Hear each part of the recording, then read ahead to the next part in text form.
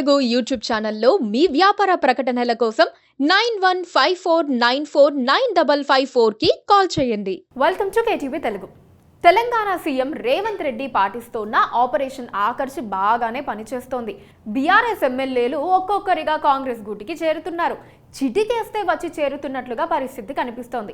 మరింత మంది వచ్చి చేరతారని కాంగ్రెస్ నేతలు చెబుతున్నారు. పైగా భయం వద్దు, ఎవరేం చేసుకోలేరు, వచ్చి చేరండి అంటూ కాంగ్రెస్ నేతలు ఆఫర్ ఇస్తున్నారు. అంత కష్టం ఏమొచ్చింది, అసలు ఎందుకు చేరుతున్నారు లాంటి ప్రశ్నలు వేసుకుంటే బీఆర్ఎస్లో ఉండలేకపోవడమే కారణమా, అధికార పార్టీలో ఉంటే మంచిదన్న ఆలోచన అన్న చర్చ వస్తే రెండోదే కరెక్ట్ అన్న వాదన వినిపిస్తోంది. అంతరించిపోతున్న బీఆర్ఎస్ పార్టీలో ఉండే కంటే జాతీయ పార్టీ కాంగ్రెస్లోకి వెళ్తే ప్రయోజనం ఉంటుందని ఎమ్మెల్యేలు భావిస్తున్నారు. అతి త్వరలో మరికొందరి చేరికలు ఖాయమని కూడా సంకేతాలు అందుతున్నాయి.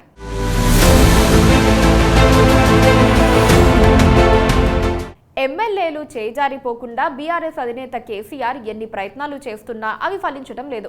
ఎర్రవెల్లి ఫామ్ హౌస్లో వరుస మీటింగులు పెట్టి వారిని బతిమాలి బామాలినా బీఆర్ఎస్లో ఉండేందుకు ఎమ్మెల్యేలు ఇష్టపడటం లేదు. రంగారెడ్డి జిల్లాలోని చేవెళ్ల ఎమ్మెల్యే కాలే యాదయ్య శుక్రవారం కాంగ్రెస్లో చేరారు. ఢిల్లీలో రాష్ట్ర కాంగ్రెస్ వ్యవహారాల ఇన్ఛార్జ్ దీపాదాస్ మున్షి సమక్షంలో యాదయ్యను సీఎం రేవంత్ రెడ్డి పార్టీలోకి ఆహ్వానించారు. తర్వాత ఏఐసీసీ అధ్యక్షుడు మల్లికార్జున ఖర్గే వద్దకు తీసుకెళ్లి పరిచయం చేశారు. ప్రభుత్వ సుస్థిరతకు ఎమ్మెల్యేల చేరికలు అవసరమంటూ సీఎం రేవంత్ రెడ్డి వ్యాఖ్యానించి 24 గంటలు గడవక ముందే యాదయ్య చేరిక చోటు చేసుకోవటం గమనార్హం. ఎమ్మెల్యే యాదయ్య చేరిక విషయాన్ని కాంగ్రెస్ నాయకత్వం చివరి దాకా గోప్యంగా ఉంచింది. యాదయ్య పార్టీ మారతారంటూ గత కొంతకాలంగా ఊహాగానాలు వెలువడుతున్నా ఆయన ఖండిస్తూ వచ్చారు. 4 రోజుల క్రితం కేసీఆర్తో జరిగిన మీటింగ్లో కూడా యాదయ్య పాల్గొన్నారు. తర్వాత వ్యూహాత్మకంగా ఢిల్లీ వెళ్లిపోయి కాంగ్రెస్లో చేరారు. ఆయన కాంగ్రెస్లో చేరిన 6వ బీఆర్ఎస్ ఎమ్మెల్యే అవుతారు. ఇప్పుడు బీఆర్ఎస్ బలం 32కి పడిపోయింది. అందులో కూడా చాలా మంది ఉండరనే చర్చ జరుగుతోంది. బీఆర్ఎస్ అధిష్టానం ఇప్పుడు దిక్కుతోచని పరిస్థితిలో ఉంది. ఎంతమంది ఉంటారో ఎంతమంది ఊడతారో అర్థం కాని దుస్థితిలో ఉంది. ప్రధాన ప్రతిపక్ష హోదా కూడా పోగొట్టుకుంటామన్న భయం వారిలో మొదలవుతోంది.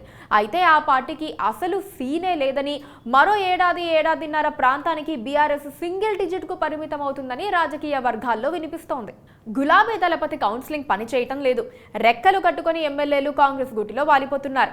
తెలంగాణ భవన్ టు గాంధీ భవన్ స్పెషల్ బస్సులు వేసినట్లుగా లీడర్లు చెక్కేస్తున్నారు. రేవంత్ కొఠారిలో అత్యంత సన్నిహిత వ్యక్తులతో బీఆర్ఎస్ ఎమ్మెల్యేలు రోజువారీ మాట్లాడుతున్నారు. తమను త్వరగా చేర్చుకోవాలని కోరుతున్నారు. అందుకు కాంగ్రెస్ వైపు నుంచి సానుకూల స్పందన వస్తోంది. సమయం వచ్చినప్పుడు చేర్చుకుంటామని ఎవరూ తొందరపడాల్సిన అవసరం లేదని కాంగ్రెస్ నేతలు చెబుతున్నారు. ఇప్పటికే 6 చేరటం, సికింద్రాబాద్ కంటోన్మెంట్ సీటును కాంగ్రెస్ చేజిక్కించుకోవటం చకచకా జరిగిపోయాయని, అంతే వేగంతో మరింత మందిని చేర్చుకుంటామని చెబుతున్నారు. త్వరలోనే దశల వారీగా 13 మంది బీఆర్ఎస్ ఎమ్మెల్యేలు చేరబోతున్నట్లుగా కాంగ్రెస్ వర్గాల్లో చర్చ నడుస్తోంది. అయితే చేరికలన్నీ బహిరంగమే అయినందున ప్రత్యేకంగా పేర్లు ప్రకటించాల్సిన అవసరం లేదని చెప్పుకుంటున్నారు. వచ్చే ఏడాది ఆఖరికి బీఆర్ఎస్ పార్టీలో 5 ఎమ్మెల్యేలు మాత్రమే మిగులుతారని కాంగ్రెస్ వర్గాలు సవాలు చేస్తున్నాయి. ఆ 5 ఎవరన్నది కూడా ప్రత్యేకంగా చెప్పాల్సిన పని లేదని వివరణ ఇస్తున్నాయి. బీఆర్ఎస్ నుంచి చేరికల కోసం కాంగ్రెస్ అధిష్టానం కొన్ని మార్గదర్శకాలు కూడా జారీ చేసినట్లు తెలుస్తోంది. వచ్చిన తర్వాత 10 కాలాల పాటు పార్టీలో ఉంటారనుకునే వారికి మాత్రమే అవకాశం ఇవ్వాలని ఆదేశించింది.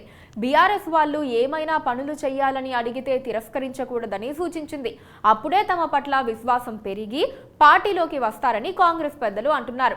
రేవంత్ రెడ్డి కుందబద్దలు కొట్టినట్లుగా మంత్రి పదవులు ఇవ్వలేకపోయినా వచ్చినందుకు తగిన న్యాయం చేస్తారన్న విశ్వాసం మాత్రం ఉంది.